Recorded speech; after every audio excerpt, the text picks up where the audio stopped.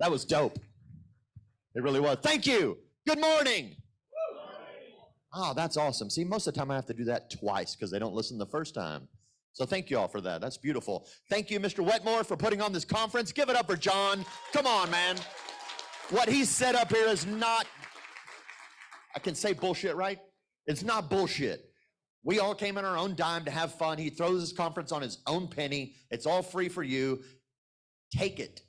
Seriously, take it. Because if there's one thing that's true about insurance agents, and I've been doing this a long time, y'all don't like free shit. Like, I don't give y'all free leads because y'all don't work the free leads. I make y'all pay for them. But this is a free conference, so take advantage of it. Seriously. Real quick, my name's up there. You can see who I am. My name's Tony Merwin. I don't do stages. I like to walk around and talk to y'all, so I like to be on the floor with the low people. No offense. But I'm hanging out, having a good time. I've been in the insurance business for 18 years. I've had a blast doing it. Started off banging on doors, selling cancer treatment products door to door, and then gravitated in the Medicare space, and then been working in the wholesale side for the last 12 years now. And I want to talk to you guys about something that I think is a little abstract. And we're going to drag this over here. What's one of the big buzzwords in the insurance business right now? Scale. Everyone wants to scale their business, right?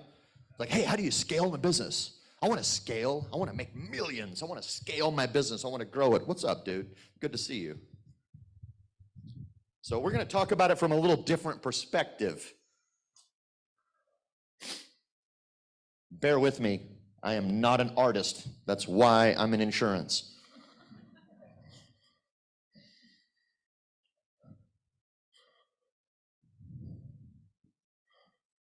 Normally that would be like a treble clef or a bass clef, but that is a big fat dollar sign. At least that's what it's supposed to be. So we're going to talk about scaling your business. Now, I'm going to ask you guys something real personal for a second. Raise your hand. How many people are in a relationship? Some of y'all didn't raise your hand. See, I think that's kind of weird.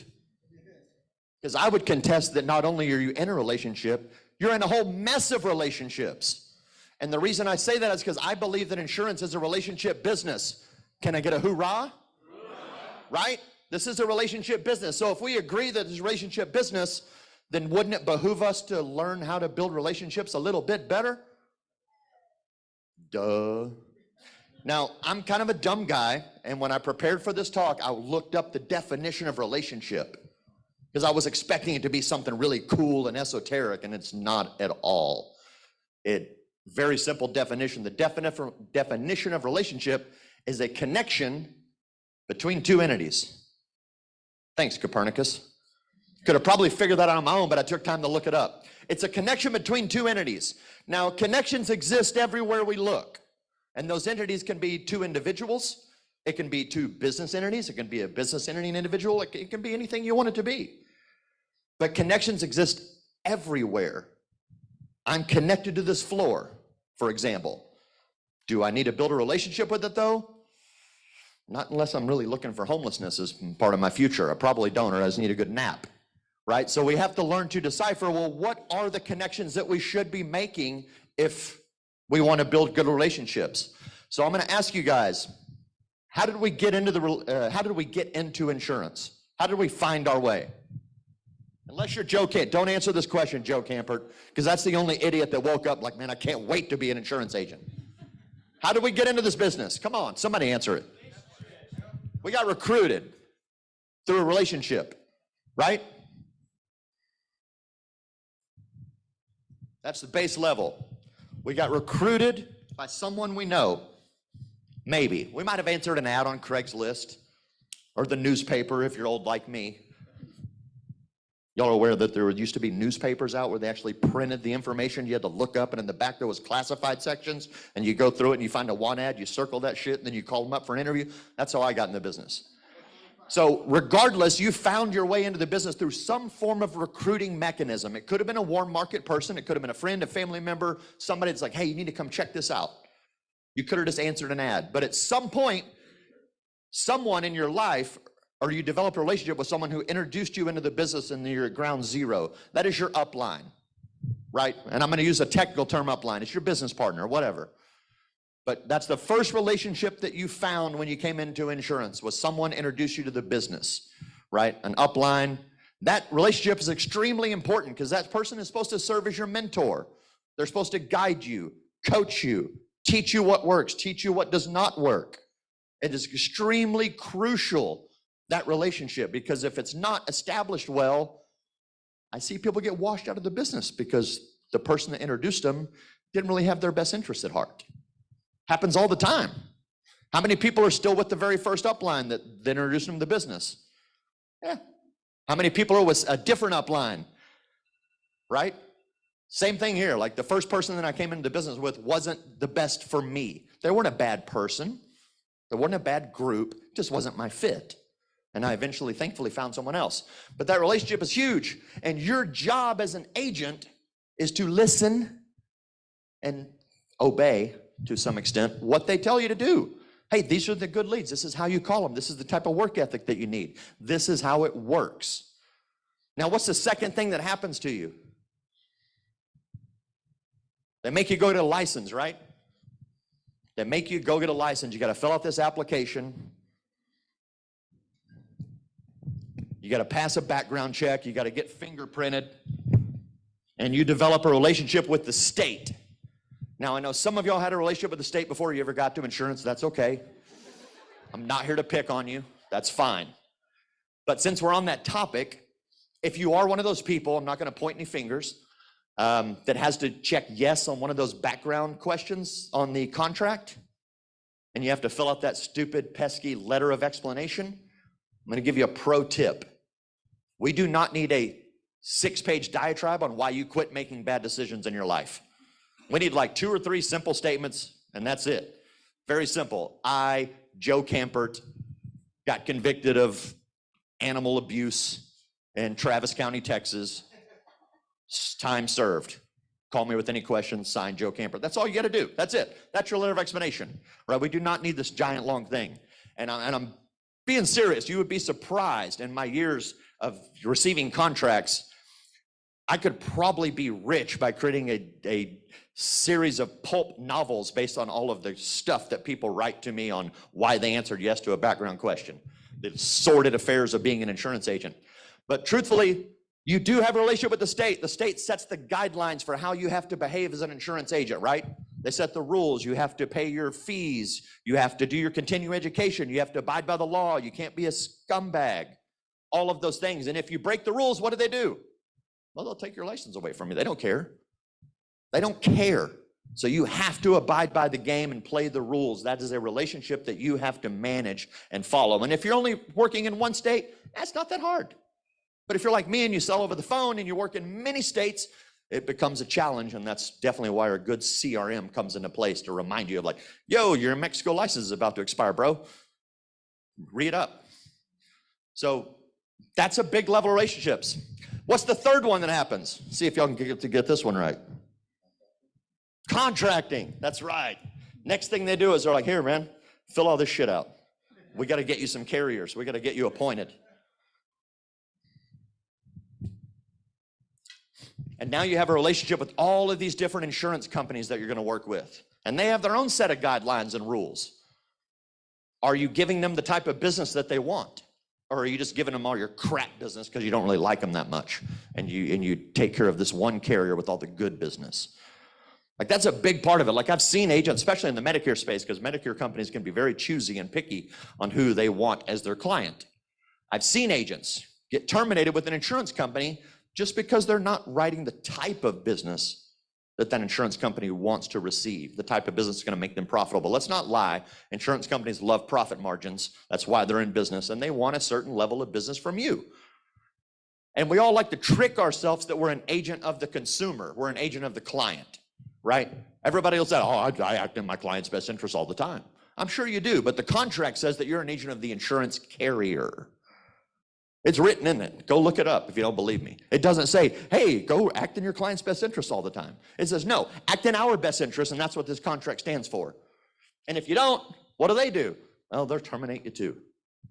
And you have to manage those relationships with those insurance carriers, or again, they're going to terminate you. They don't care. I've seen outstanding agents write great business, get terminated because why? Because they act like a jerk when they call the insurance company to deal with the problem. With the amount of business that we write with all of these insurance companies, I mean, the insurance carriers are great, don't get me wrong, but with the amount of volume that we pump through them, stuff happens. They miss a commission, they miss a policy, they miss a detail. It just happens. They code something incorrectly, double draft your client, whatever it is. But when those things occur, how you handle it is going to ultimately determine your relationship with that insurance company. If you call them with a load of abusive language and foul mouth, they're just going to terminate you. One of my favorite agents is a dude in Florida. I love him to death. He writes me a ton of Medicare supplement business. And then I get a phone call from the insurance company one day. They're like, bro, like, you got to calm your boy down. We're going to terminate him. And I had to call him. Like, man, you can't talk to him like that. I get that you're $1 million roundtable producer. I get it. I know who you are. It's okay. Like, stop, let go of your ego for a second and act like a professional when you deal with these insurance companies.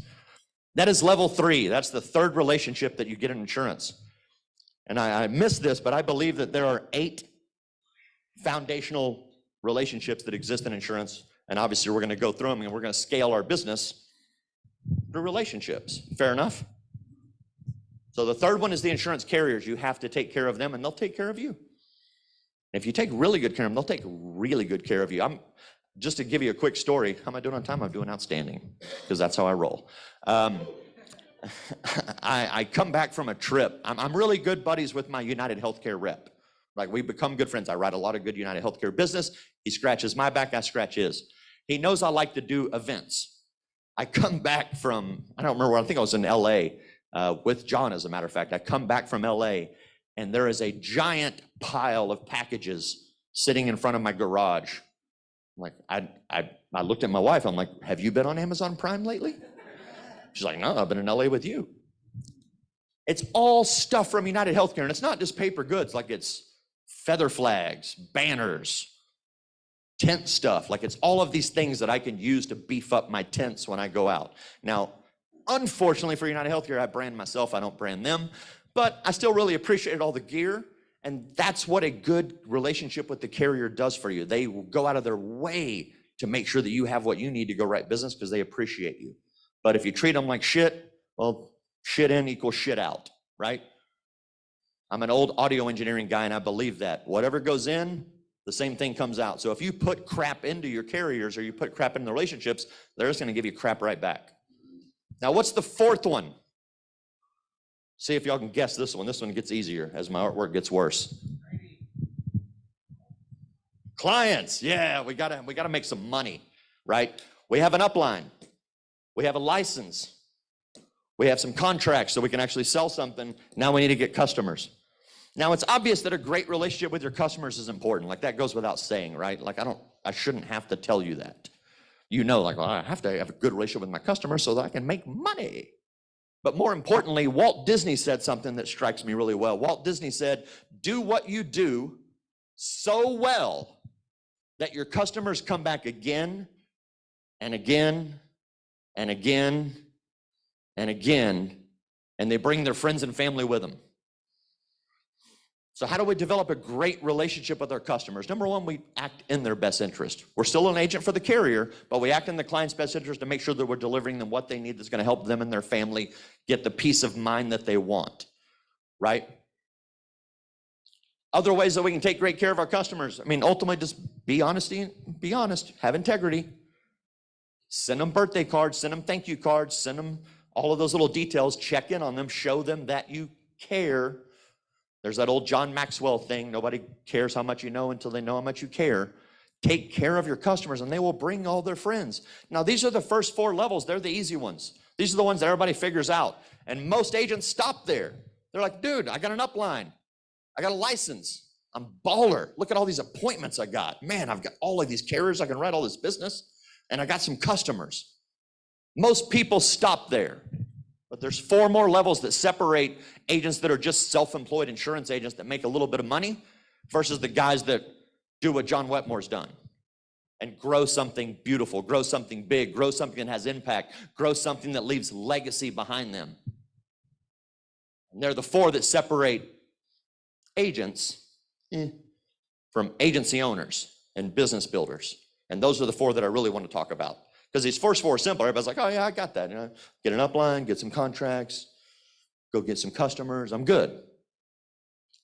When we're making money. But let's do something bigger. Who wants to do something a little bigger? Hell yeah. Now the first one's kind of obvious too, or the next one, the fifth one I should say.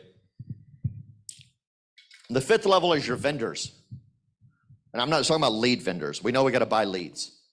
The vendor category of your insurance relationship is anybody that you have to cut a check to in order to run your business.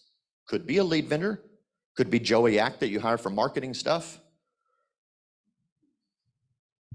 Could be your CPA, could be your attorney, could be your landlord, could be anybody that you have to cut a check to as a business expense to keep the lights on and make things run. That relationship is also huge. Now you're in a little more control in that relationship because you're the customer in this particular situation, right? So when they do or don't do what they tell you they're gonna do, you kind of have control over that relationship on whether or not you wanna keep it. But if you wanna build a really good relationship with your vendors, the people that help support your business, tell them when they do a good job. Tell them, and not just when they go above and beyond. When I hire a dude and I'm like, hey, this is the job I need, and he delivers me the exact job, I don't just go, cool, and go. I go back and go, thank you. That's exactly what I asked for, thank you. Leave them a 5-star review on Google, Facebook. Take care of them and they'll take care of you. I have a phenomenal relationship with one of my buddies, Chris Weir, over at Lead Concepts. Phenomenal lead vendor, by the way. If anybody needs leads or direct mail campaigns, I highly recommend them. And that's one of the reasons why he loves me, is because I say that when I come on these events. But they take really good care of me. Why? Because I take good care of them. I recommend people to them. I refer business back to them. I give them feedback on when they do good or when they don't do good. Honest feedback. I'll leave them a 5-star review on Google when I buy a campaign from them. Not just because they go above and beyond. They just delivered the goods. I'm like, awesome, thank you, 5-star review. Let's go. And that's important because now they reach out to me. They're like, hey man, just wanted to remind you, it's time for your new lead order. We have everything teed up. Here's the count. We know your target demographic. We already know everything about who you like to advertise to. We have it all teed up. All you have to do is pay the invoice, and it's done for you. Relationship with your vendors like that is really what you want. You want them to support you and look out for you. You don't want to be the one that has to call them all the time and go, I need leads. I need help. Can you help me? You want them to go, hey bro, we got you. Joe and I recently were about to move into a new office. And we specifically chose this office not only because it looks slamming, but because the guy that runs it, and it was a relationship that we didn't even know we were stumbling into again. Turns out the RE/MAX agent that we're getting the office from that owns it is actually already Joe's client. We didn't even know it when we picked him. It was like, yeah, looks like a great office. And turns out he's like, wait a second, those are my commercial insurance clients.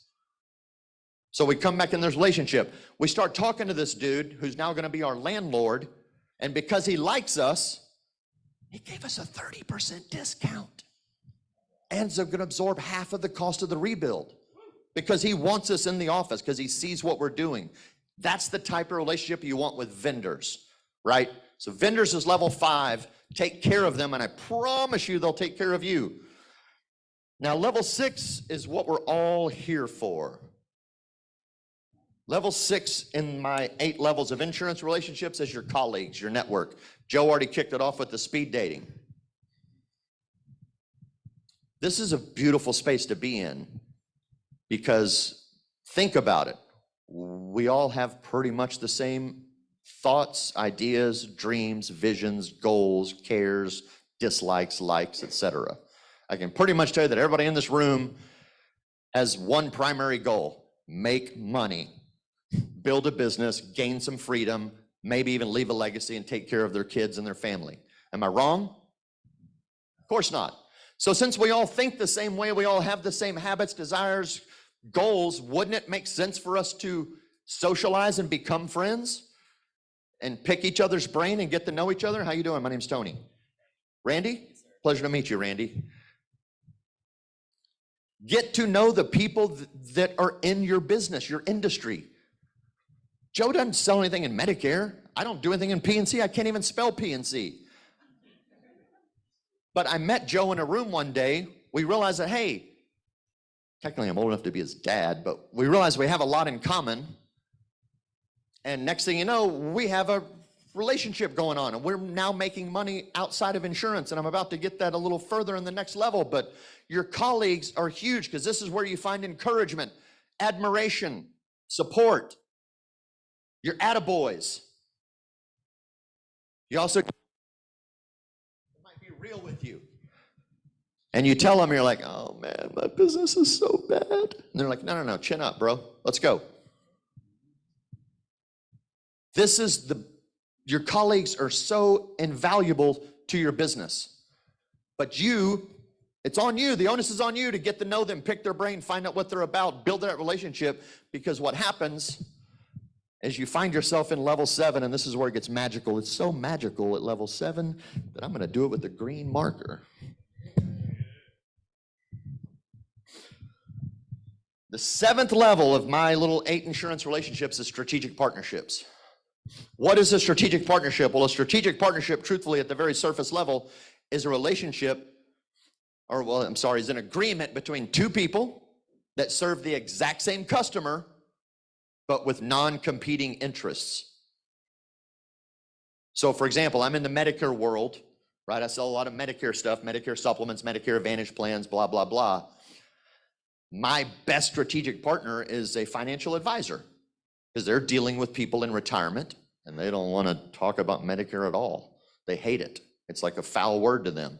So they love guys like me, because I can come in and take really good care of their clients, someone they trust, and they refer business to them. They don't even want money back. They're just like, I just need to know that you're legit, and you'll take care of my clients, and they can send business to me.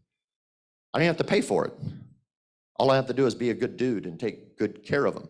And that's a phenomenal strategic partnership. I already mentioned Joe and I now have a strategic partnership, right? And it's not even really insurance related is the funny part. Like, we've started a media company now with our Facebook group that is starting to earn revenue now, because we're giving value back. We have the same customer, agents, for non-competing reasons.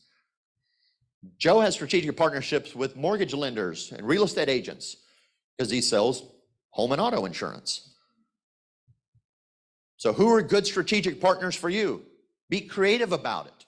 Who in your vendors, who in your colleagues can become strategic partners for you? Who can you mutually combine with to make more money? People get married for a reason, and it ain't always because they love the other person. It's because they know that 2 incomes go further than 1. Same concept. It's a strategic partnership. Let's be honest. So find someone that you can work with in some form, and y'all can both grease each other's wheels, scratch my back, I scratch yours, and we can propel our business a little bit faster. The people that do this and do it well, they scale through this thing a lot faster than the rest of us. And the fact that, like, I'm watching people do it so much faster now thanks to technology. Like, when I started in the business, it was all paper apps and telephone calls and yellow books. Now it's the internet and Facebook groups, and I'm in multiple states, and I'm killing it. I'm in Colombia writing business. Like, it's nuts what people can do now. But you can build amazing strategic partnerships that can propel your business if you're creative, inventive, and you care about people. Now, the final one, cut me close. The final one, really quick, is when the musical scale completes. And if you know anything about music, in 8 notes, that's a lower C, that's an upper C, and I probably didn't write it right, but it's the same note at a higher octave. It's vibrating harder. And that final level of relationships is downline. Now you've learned, you've gone through the business, you got your own upline, you got a mentor, you got a license, you got some contracts, you got some customers, I got some vendors I'm working with, I got some friends in the business, we're pals, they're referring me stuff. I got a strategic partnership developed. Now it's time for me to start coaching other people. Now I use the word downline because it's a technical term in insurance, but do me a favor, don't ever refer to them as your downline. Yeah, this is Bob, he's in my downline. Yeah, that's right, I'm big.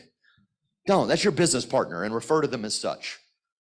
And then going back full circle, now this relationship is super crucial again, because now you're the upline that's given the mentorship, the advice. And this whole scale starts back over.